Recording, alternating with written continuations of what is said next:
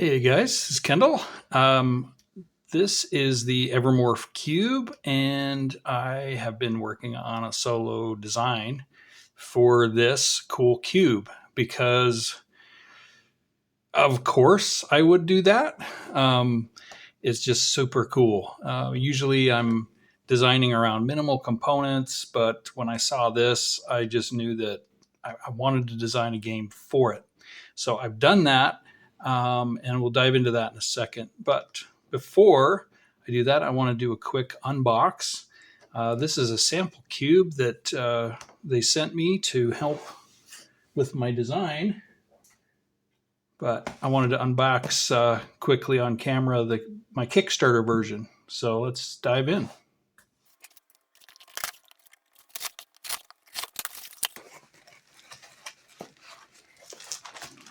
All right. Okay, here we go. Nicely wrapped up. All right, check out the cool box it comes in. You've got some stuff here. Yeah, that is cool.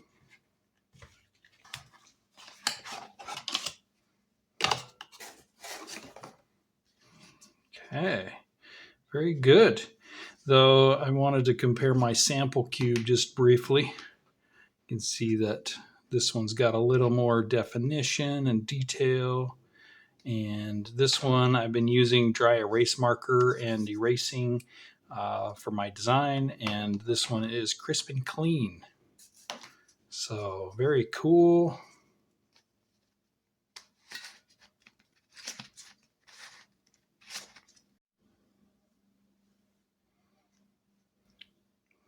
So the cube is just super awesome. If you missed the Kickstarter, I'll share a link to evermorphstudios.com.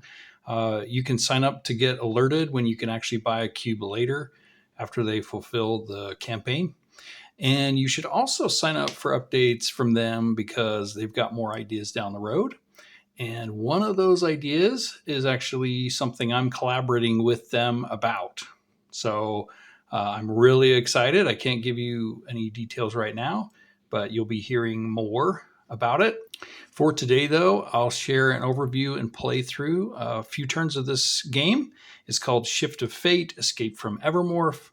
And the cover was created by Mads, my 15-year-old, and it turned out really good. And a way to encourage them to do more art, I've said that any sales on the itch.io site will go towards them.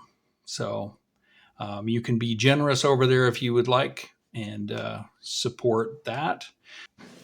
What you'll need to play is a printed sheet, an Evermorph cube, a pen or a pencil, and either 2 6-sided dice, or you can use something like my business card method where you can simulate rolls on the sheet itself.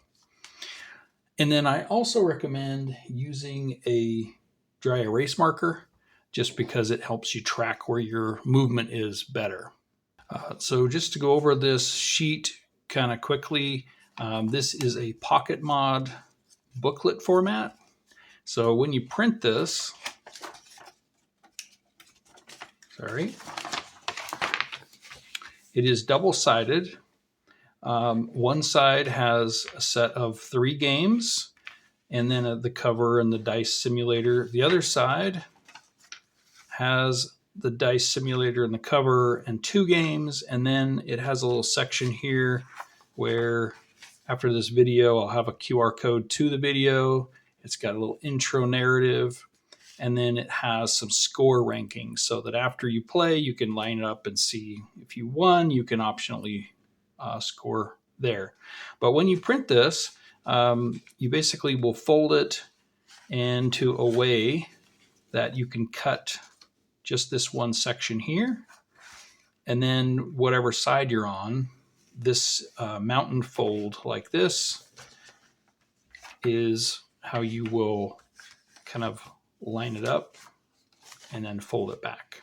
I think to demo today, instead of using this crisp, beautiful cube that just came in the mail, I think I will use my sample cube, which is still awesome, and it's got some dry erase marks already on it. So to set up, you're just going to scramble the cube, and then you're either going to pick a side randomly, or you could roll a d6 to determine that. So let's say I roll a die, and I rolled a 2. That could be side B. So it's A through F on here. So I just find the center tile for B right here. So they're all 5s in the center. So B5. And I'm just going to mark that with an S as my starting tile. And then on the game sheet, I can mark right here. This is B5 as the starting tile. And you're trying to get to the other side. So the objective tile here is D5. I'll just mark it with an O as the objective. And then right here, D5. So you're trying to navigate to the other side and then back again to the center tile here where you started. And you have to do that before you run out of turns. So you only have 20 turns here. And in fact, you have to reach that final space, your starting space again by turn 18, because you need at least 3 turns to defeat the end encounter. If you end up getting there earlier, you still use all 20 turns toward that last encounter. So you can't run out of turns. You also can't run out of health. And as health runs out, there's turn left or turn right requirements based on where you're at. So there's no dice that you're going to roll on your first turn. And after that, you're going to navigate. But you want to make sure, first, your path has to connect. And in some cases, these paths don't connect. So you want to figure out where to connect. You also want to look at the letter. If you move to the same letter or an adjacent letter, it causes 1 damage immediately. So you want to avoid those as much as you can. You're going to have to at some point, but also the F tiles, if you're successful on those, you'll gain an extra treasure. So this one here is F2. I think I'll go this way. So I'm going to navigate from this tile to F2. And I'll mark it here, F2. For a little flavor of theme, we have these narrative elements. So F stands for find loot protected by something. So I could say this is like maybe a haunted dagger.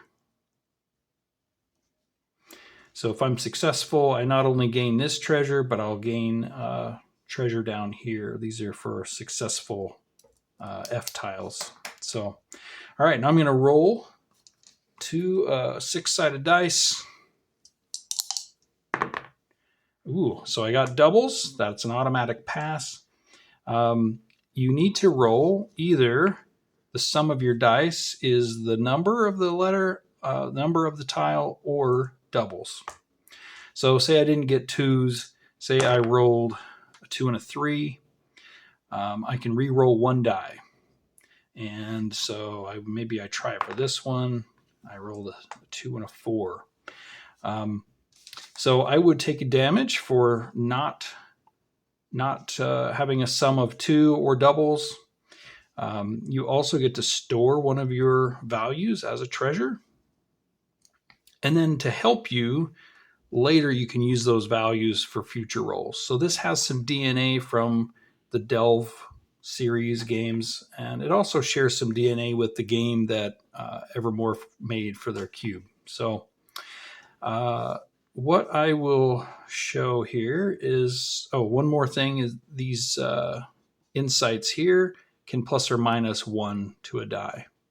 So you can use these as well, but you only get, 6 of them for the whole game. So if let's say that I rolled this, really to get a 2, you would have to get a snake eyes, which is already doubles. So basically you can only pass a 1 or a 2 numbered tile with doubles. So to get doubles here, I would need to adjust one of these by 2, and that would use 2 of these. And I can also, just take a loss, lose a health, but that does cause me not to succeed on an F tile, which gives me an extra finding loot. So I think I will use 2 insight here, so I can gain that extra treasure. And I had a 2 and a 4, so I'll store the 2 here and I'll store the 4 down here. So yeah, later on I can use the 2, I can use the 4. All right, so we did succeed, but at a cost, and we're going to move forward. Okay, so from F2, we're going to make our way down to C8 here. You got to make sure these connect. All right, we're now at C8.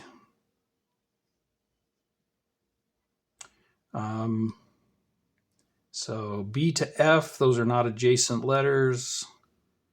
And then F to C, those are not adjacent, so we're in good shape there. Okay, so now C8, it's a C lettered tile. It's a creature, C for creature. So this could be rats or spiders or scorpions or snakes or whatever. So we're going to say this is a, maybe this is a giant scorpion. So you can imagine, we're in this part of the dungeon. We're going to go for this scorpion here. We need to roll an 8 or doubles. Okay, I rolled double 5s. Nice. Okay, so we rolled double 5s. We get to store a 5 here. And let's move to this central tile, E5. And for that, E stands for eerie magic. So this could be, maybe there's some eerie chanting. This could be a darkness spell. This could be a curse of some kind. So we got to roll a 5 or doubles. Okay, and another element here are 1s.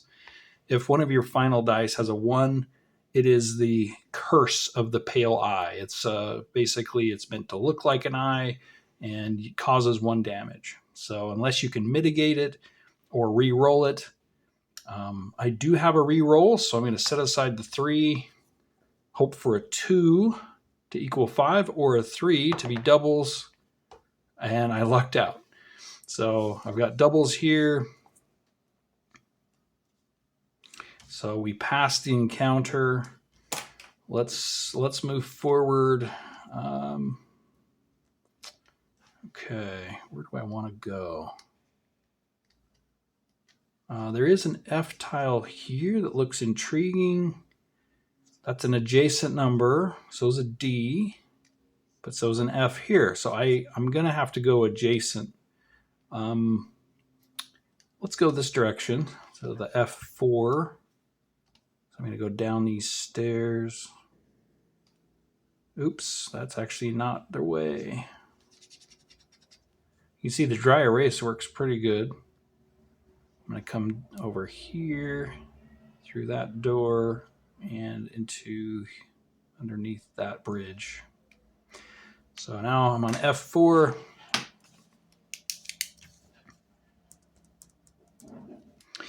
Okay, this one is find loot, but it's guarded by something. Maybe in this case, it is a vengeful spirit.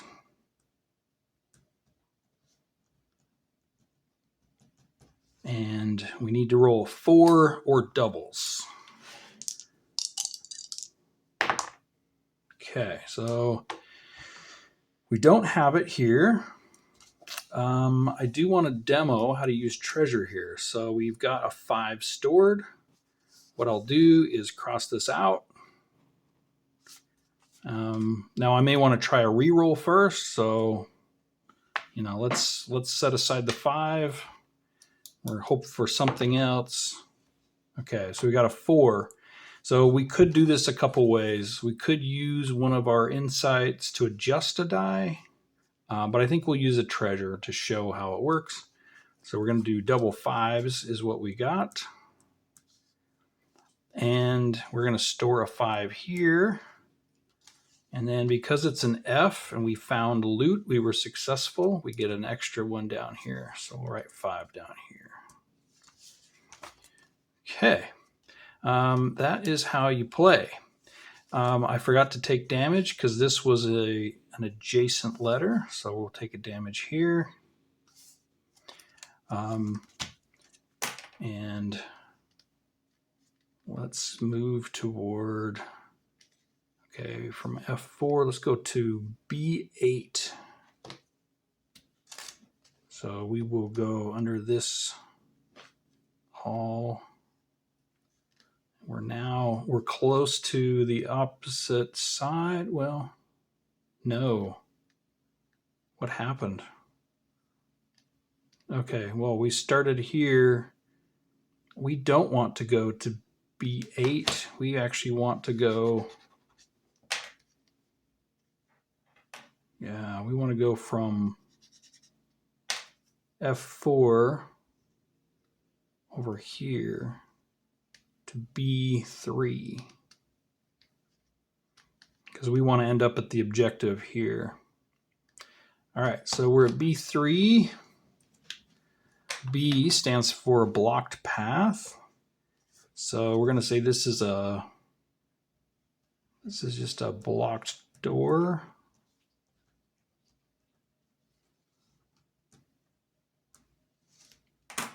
And we need to roll a 3 or doubles. Okay, we got a 3 and a 6. Okay, we're going to re-roll the 6. All right, so we didn't get what we wanted. So we could use a treasure. Let's take a damage this time. So we'll take a damage, and we got a 3 and a 5. Okay, and we're going to move from B3 down here to A7.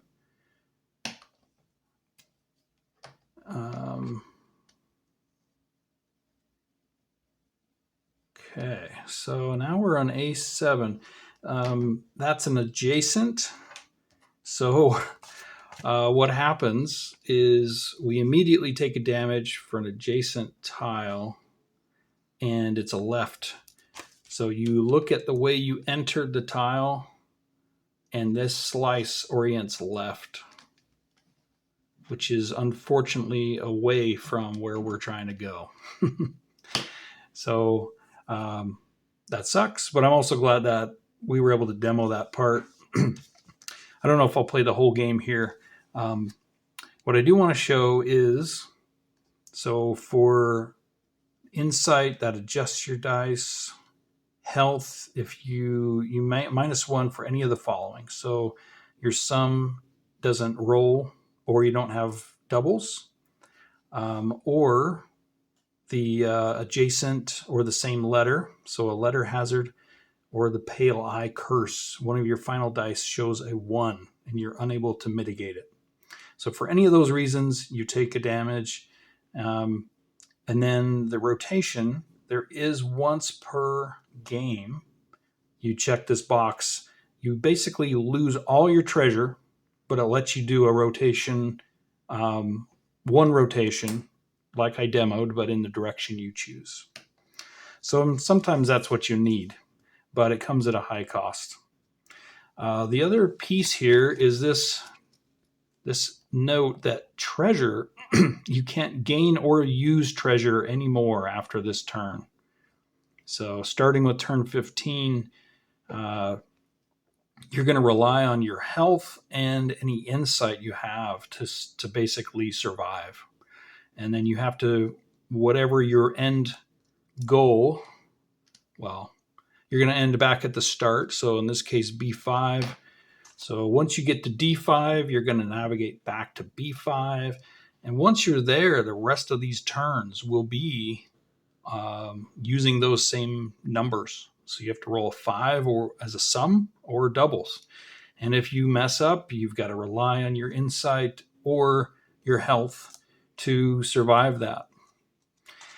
So that is the game. And again, you've got a couple copies per sheet, and then you can look up and see if you lost. Basically, your points are any unused icons, so your health, your insight, and your treasure. So then you can, if you didn't make it, you ran out of turns, or you ran out of health, or you got 1 to 10 points, 11 to 20. That's pretty hard. 21 or higher. I actually need to adjust these. These need to be updated. These are actually, I think, 1 through 7. 8 to 14, and then 15 plus. So yeah, this is the design. The game itself is free through my Substack, and if you sign up, you'll get access to all my game designs in your welcome email. But if you want to throw a couple dollars towards Mads for the cover art, you can find it on itch.io as well. So think of it like a tip jar for a 15-year-old artist. But yeah, let me know what you think of this solo game, whether you have any questions, and let me know other cool ideas that you have for this awesome cube. And if you appreciate solo games with minimal components, a like and a subscribe really help the YouTube algorithm gods to find more people that are interested. And a big thanks to Evermorph for making such a cool idea. And inspiring this game design. So stay tuned, because that project that I was hinting at with a special cube is something I really can't wait to tell you more in the future. And until next time, thanks.